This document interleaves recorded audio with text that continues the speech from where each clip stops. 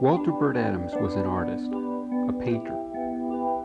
From 1931 to 1977, he lived and worked in Evanston, Illinois.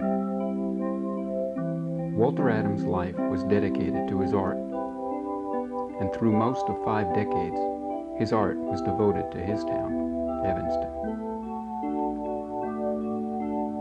This program is a look at some of the paintings of Walter Burt Adams, and a glimpse at the artist as seen by some of his friends.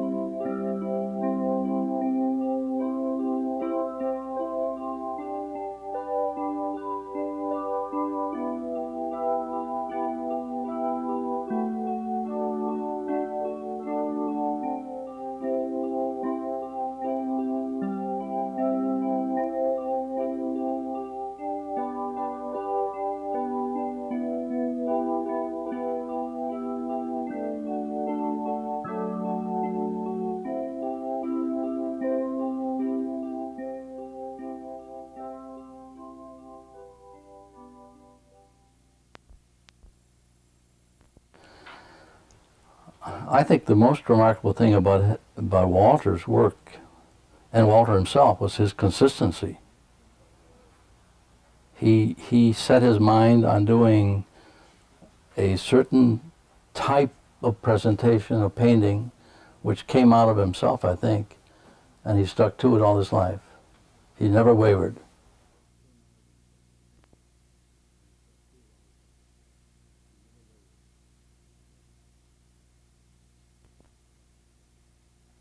I don't really think Walter was trying to be non-traditional so much as he found a unique and a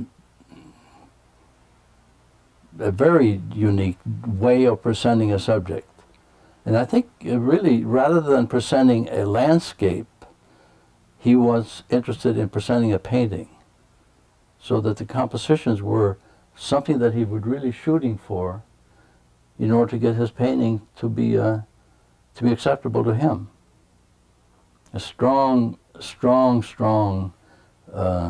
accents of darks against light subjects in the very unusual and sometimes very, in fact often, very provocative, which is probably why I liked him so much.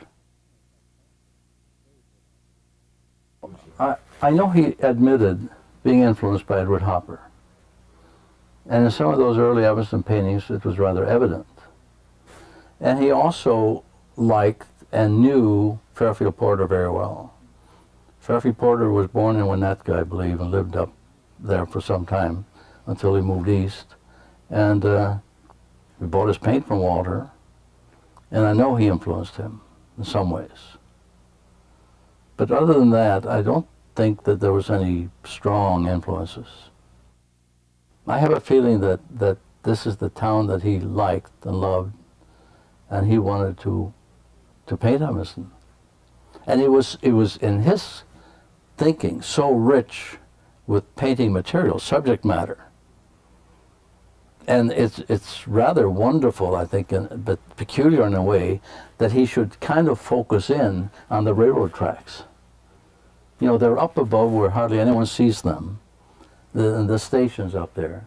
But Walter felt that important and utilized that subject matter to the utmost. The painting that we have of his, I think, is really unique because I think it just doesn't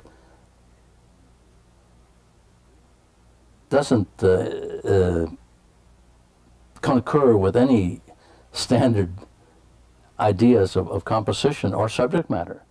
A stairway going down in the middle of the painting, and gets that beautiful perspective. You really feel like you could really walk down there. The street scene on either side, and this is true of several of his paintings, were subjugated to secondary importance. Very important in the painting, but they were not up there as prime subjects. He had a unique way of doing this. When he went to the Art Institute, which was when the Art Institute was academically very well known, an excellent school, and he did not in any way abandon what he had learned there. He may have expanded on it. I'm not sure he did. I know he did, but in no way would he abandon what he had learned. This was also the period from the 40s on when the art world was shooting off in all kinds of directions. All the isms that you can imagine were coming about, exploding. And Walter really, though he appreciated much of it, would have nothing to do with it. Many of his contemporaries took on different masks and did different things, but not Walter. He was, I think, very unromantic in his painting. You know, or else he wouldn't choose some of the subject things that he chose. When he did choose Evanston scenes, some of his earlier things were the old buildings, the Victorian buildings and so forth, and might have lent a little bit towards romanticism. But after, when he started painting the storefronts and the street scenes, they were pure painting material for him, and very important to him. In fact, he became possessive of the landscape. You know, this was his church because he had painted it so many times. His corner, that Dempster and Chicago Avenue corner, he painted several times. Those were his corner. He had good vision, which is evident in his work. I mean, he saw things that were important to the painting and that would make interesting and fascinating composition in the painting.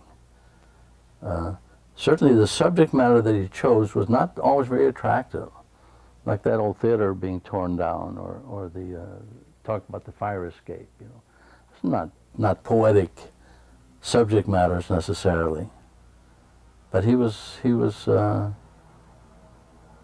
uniquely interested in making good paintings. The person who did a unique service to the art world and to the community, and probably has been bypassed, except for the gang that he knew and that liked him and worked with him and appreciated his work. Walter definitely wanted to be noticed and to become a painter of renown. And one of the last conversations I had with him was his obsession with that, and the fact that he had just been so close to becoming a painter of importance.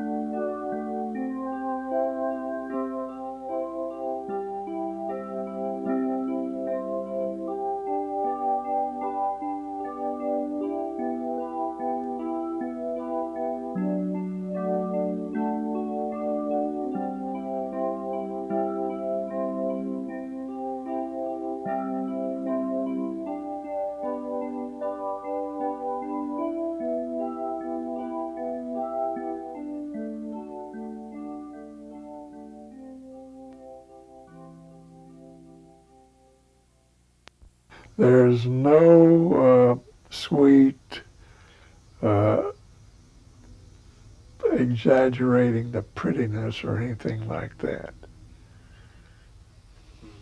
He didn't try to paint pretty.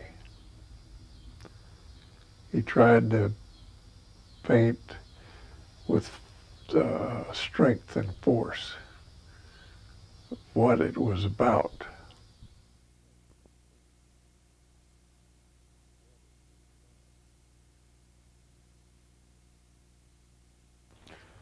He wasn't the kind of a person that the Institute would get excited about.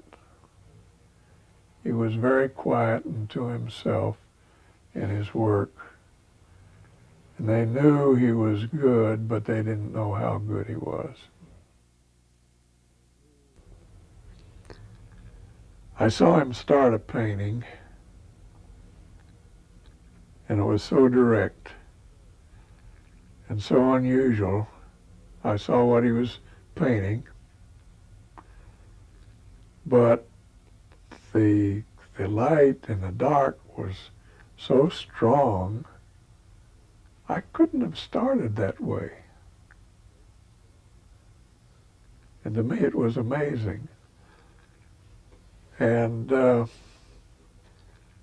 as he worked on it, I don't think he improved on it, but I'm sure that when it was finished, it was better than the start. However, well, I suppose that. But I thought his start was just terrific. And I wondered why I couldn't start one that way.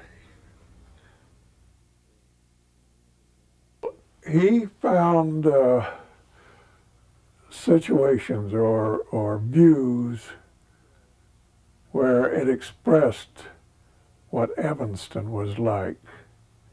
And he was thoroughly intrigued with Evanston. And he found things that made a situation of relative shapes and so on that were interesting. And they were always interesting. And anyone else walking by the same place wouldn't have seen much interesting about it. But when he found a place that he thought expressed Evanston, he would paint that. There was his paintings of the elevated, you know, and I felt that no one else would have selected that to paint. I can't believe anyone would. But he did, and he made it a very interesting painting.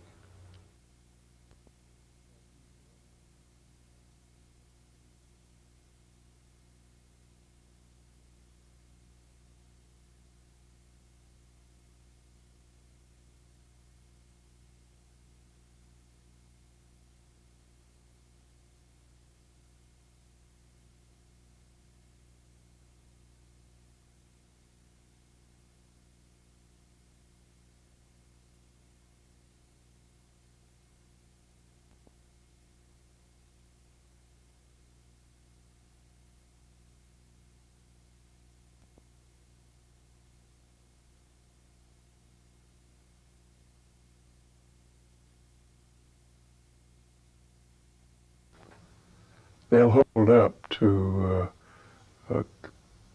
seeing constantly, you know.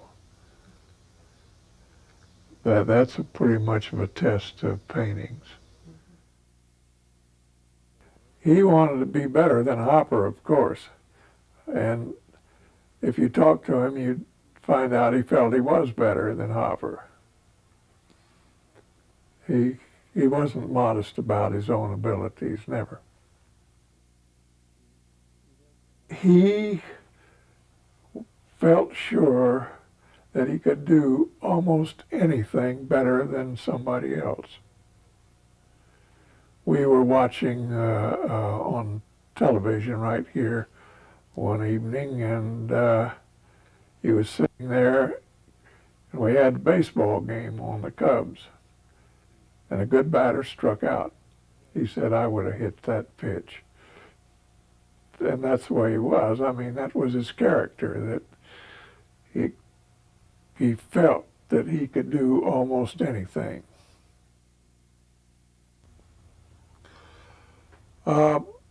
The main thing is, though his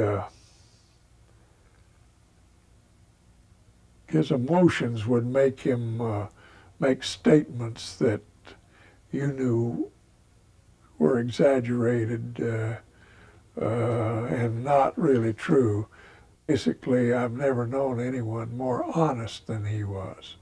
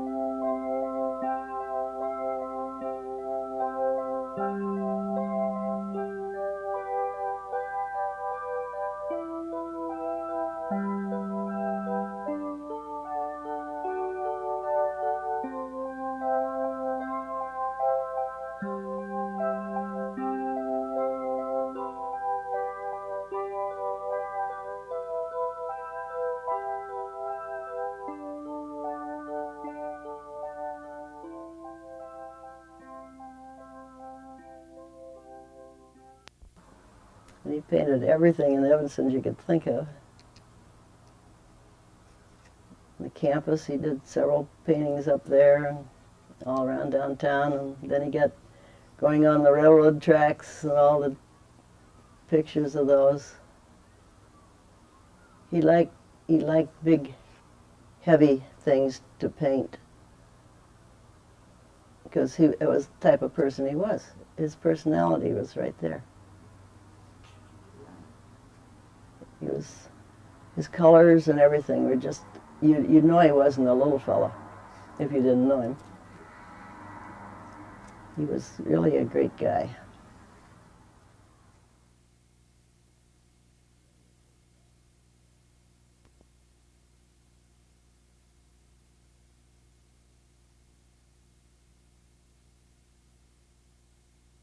So I had about 5 years of full-time.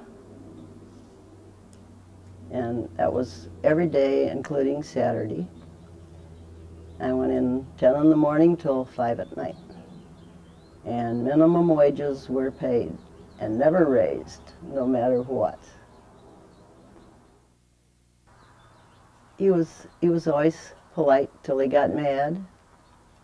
And he lost his temper at least once a day. You never knew what would do it. He never got mad at me because he knew I'd walk out on him. But he'd get mad at his customers. And he'd just raise Cain, he'd throw things even. He'd really lose his temper. But he'd calm down. Finally, after I got to know him better, I'd see something coming on and I'd say, Walter, why don't you go in the back room? and stay back there and do something, you know, and I'll take the customer over. And he'd thank me for it afterwards, because he'd say, I really would have gotten mad. But just little things over prices, or a comment made about some other individual that he didn't approve, and it didn't take much to set him off. This woman came in and spent a couple hours with Walter buying a whole supply of art products, paints, and she bought so much that Walter said, I'll give you the box to put these paints in, because he really felt that she was sincere about it and all. And the next day she brings everything back, and she wants credit for them all, including the box. And oh, did he go off the handle then. And he got so mad he threw everything on the floor and told her to pick up what she wanted and get the hell out of here. And she left. And I don't remember if he gave her money back. I'm sure he did. But it was such a shock to see him pick up all that stuff and just crash it down, and then tell her to get out, and she was scared to death of him. And then she wouldn't pick up anything, you know. She just went out, and so that was my job. Because I knew he was too mad. He'd probably stepped on all the tubes of paint.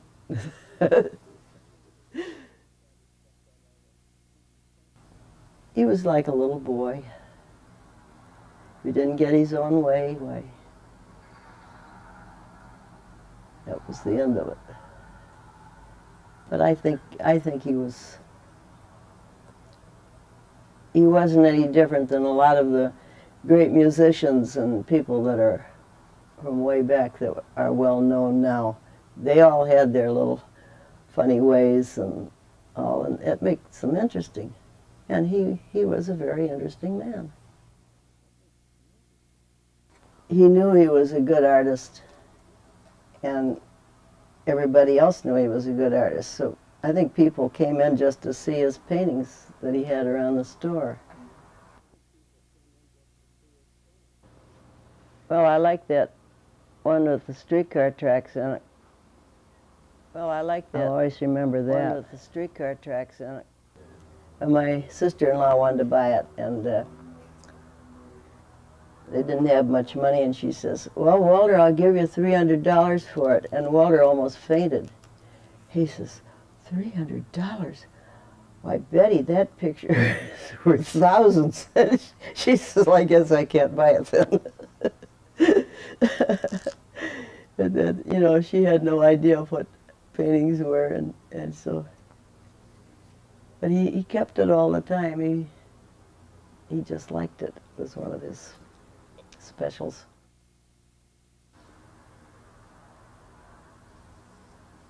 But he would always give you good advice if you asked it. And he was always kind to me. And I think he was to a lot of people.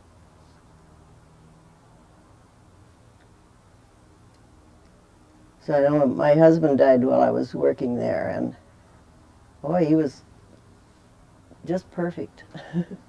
You just couldn't ask for anybody that was nicer without bothering you or anything. He just, he said, now come back to work. It's better for you to be working than staying at home feeling sorry for yourself. So I did. And it helped. I was so glad I had a job. And he was very understanding and was nice. I told him he should be a school teacher. He said, oh no. He said he never wanted to teach. But he would have been good, because he was so wrapped up in what he was doing. His temper was his only real bad fault.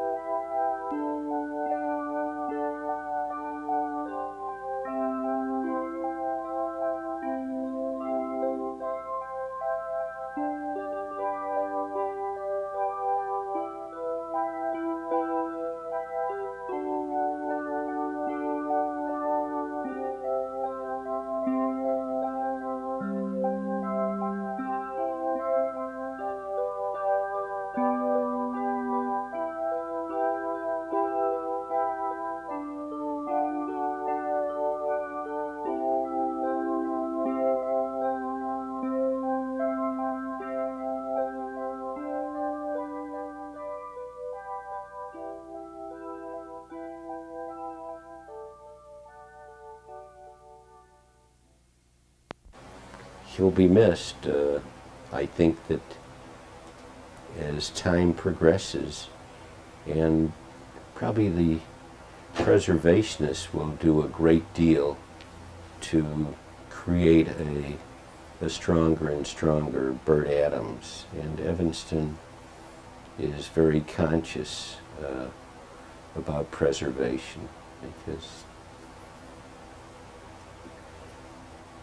I don't think that the photographers as such would hone in on the buildings that Burt Adams did. And probably there's more of Evanston's history in his paintings than there will be in the photographs that you'll find.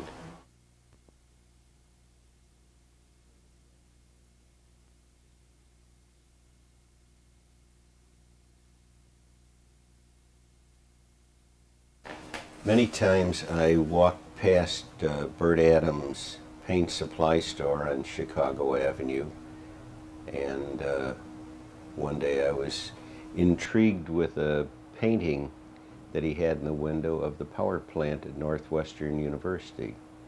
And I went in simply to purchase the painting, and I said, Mr. Adams, how much is that painting? He said, what do you like about it? And I like it. Well, why do you like it? I don't know. I like it. Well, that's not adequate. I can't sell you the painting. You don't know enough about it, and I'm not convinced you like it.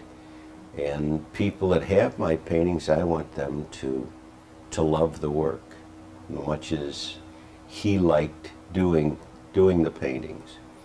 So I conjured up a story. I called friends of mine that were more involved with art than I was, and they gave me a story that convinced him to sell me the painting, but he knew I was a fraud. And I think I used the word airy and wistful and some other nonsense. But then this opened a door. We became good friends, and then he helped me with the other paintings, explaining to me what he was trying to express. Gee, Bert, I don't like the color of the sky. He said, well, that's too bad. That's the way it was. That was the color of the sky. And did you need all that trash on the street? Well, it was there. And that's interesting. And he painted as he saw things through his eyes, not necessarily how somebody else would enjoy it, but that was his statement. I know that we talked one day, and I asked him to paint the Carroll Buick store that I had at the time at 1033 Chicago Avenue. And he said, let me think about it. And a couple of days later he dropped in to see me, and he said, I'm not going to paint it. You won't like it. He said, the way I see it, the way I see it or the way I would paint it would not necessarily be attractive to you. So rather than get started on it, I'm not going to paint it. And he did paint what he wanted to paint for the reasons he wanted to paint them. And I know we gave him an assignment at State National Bank to paint from a photograph, and he said, I'll do it, but he was very unhappy doing it. He said, it's like a forgery. It isn't, I'm seeing it secondhand. I'm not seeing it first-handed. And he did it. I think it's a wonderful painting. It sits in the boardroom at the bank now.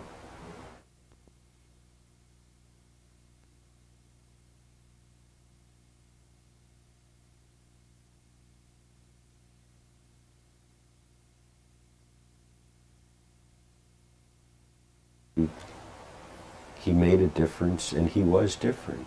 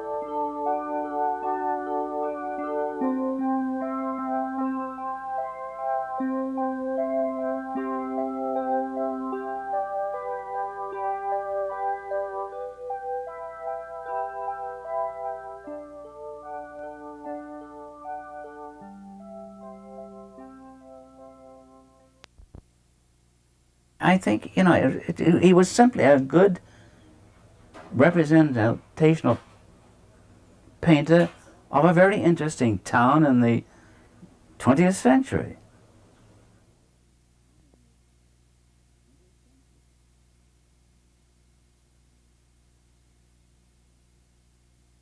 Adams had a great sense of values, and I think values are very, very important in painting, not just color. And he had a great sense of values, and his paintings really breathe. You could almost step into them and start breathing, you know, which I think is admirable. There's a fascination in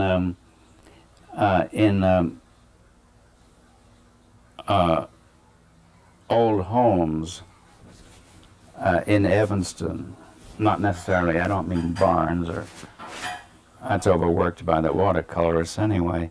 But there's a fascination in old homes. There were so many, when the old homes are grouped together, there's so many interesting geometrical shapes and colors, you know, which, as I mentioned, you might have all browns and, you know, and grays, and then all maybe some greens, and all of a sudden there'll be a billboard with a bright red and purple, you know, advertisement, which is wonderful for an artist to throw in, you know, and it gives you a real thrill after painting all these grays and browns and stuff. And I think too the design that these brick frame buildings had when they were together was very, very interesting. I know it was interesting to me, and that's why I liked his style, because that sort of thing appealed to me at the time, you know. It's fascinating, and Evanston has some beautiful colored old brick and frame buildings, you know, which are really very aesthetically pleasing, and their design. And if you are a person that has a geometrical sense of design rather than flowing design inclination, these buildings appeal to you, you know. 1970, he should never have left Evanston. I think we discussed that. He should have stayed with Evanston and kept on painting and learned how to publicize himself. As you and I know, there are many worthwhile artists out there that will never be discovered because they don't know how to publicize themselves, as Picasso and Dali did, you know.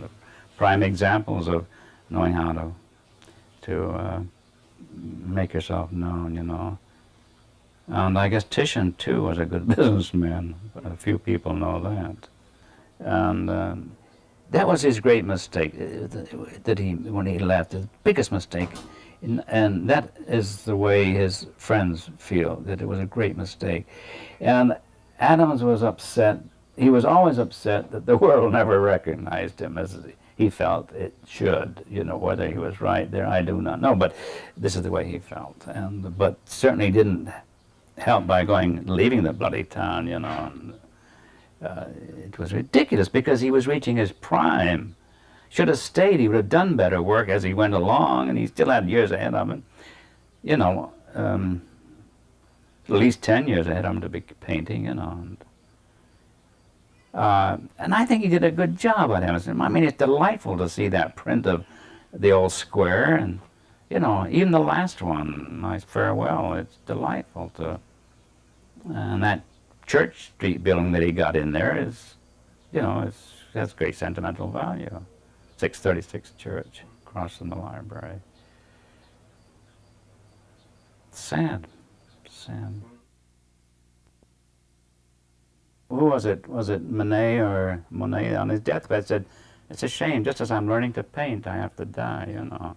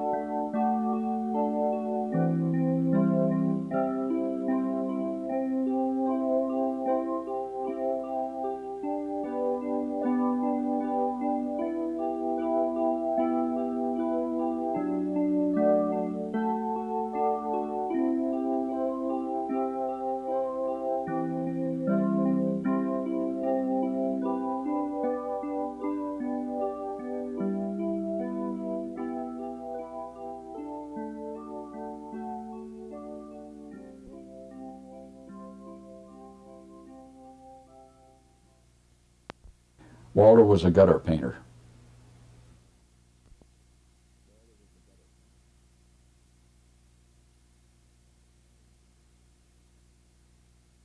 Painting on the spot. That's where he did his best work, on the spot. And he would go back and he would rework his paintings as much as possible. In some cases on, what is it, Main Street, I think he had 63 mornings on that. Main Street won an award at the Art Institute, the Gerver Seaver Award, and the painting was almost purchased by the Art Institute. If that had happened, that would have been it, Steve. That would have been it right there. He would have made it. But they turned him down. And I think if Walter had stayed here in Chicago, in the Chicago area, James A. Spire liked him very much. And there was one art critic on FM, Harry Boris. Both of them are gone now. He liked Walter.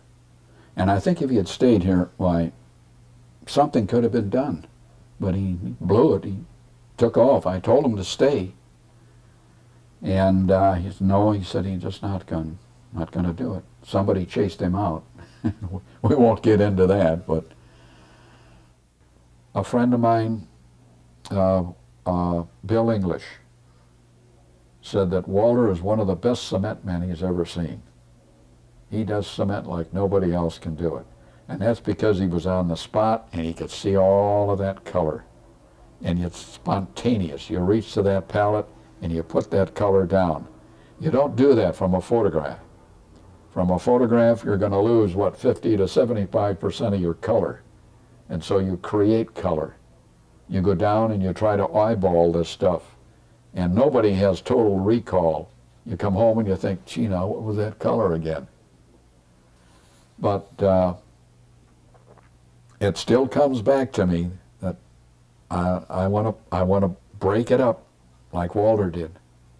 And he had a very funny way of handling his brush. He never handled it like a pen, where you can get a feeling. Walter just put color next to color. Nothing was blended that I recall. In fact, when he did a lamppost, he would take 2 strips of tape and put it on both sides, and then he would paint in that lamppost.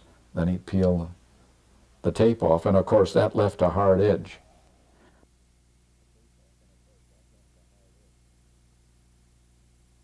He zeroed in on one location, Evanston. He had no car. His transportation was the bus. Later on, he bought himself a bicycle. So he was limited to that area. Subject matter doesn't mean a darn thing. How well did you do it? Whether it was all done in Evanston makes no difference. Frederick Remington has been known as a Western artist, an illustrator. And Frederick Remington wanted to be known as an American painter. He wanted his work accepted by the art community as an American painter, not just as a Western illustrator. And I think we've got to look at that. Walter's work was good, whether it was done all in Evanston or not. He had some excellent pieces of work. Just like Remington. You pick the work for what it is, not the subject matter doesn't mean a thing. How well do you do it? That's what's important. I had a painting in the Women's Club. There were 2 years. Walter won first, I won second. Walter won first, I won second. And there was one painting that he brought in. It was the Early Bird Gets the Popcorn. I thought, I got that beat this year. I got it beat. I put in my Hot Dog Island. I said, that's a better painting than that. So the Art Institute, they had one of the curators come out from the Art Institute of Chicago I forget her name, a young lady, and she was on the jury, and she went for Walter's painting, not mine. I got second, Walter got first. And she said, you know why he got first? There's an air in his work. There's an air in his work that you don't find in a lot of paintings. So Walter got it. And he wrote to me one day and he said, Dick, do you think Evanston still remembers me? I wrote back and told him, yes, I think they still do. I knew they didn't. Because as I say, out of sight, out of mind. Once you're gone, they forget about you. So I wish he could have hit the Institute. It would have been nice to see Main Street down there, or one of his good paintings, that fire escape painting. Weebolts and the fire escape or something like that, or down the stairs. Any number of paintings that he had that were very good. But it didn't work out that way. And it hurt him. Walter, I've told you this too, Steve, Walter didn't care about the money. He wanted to be remembered.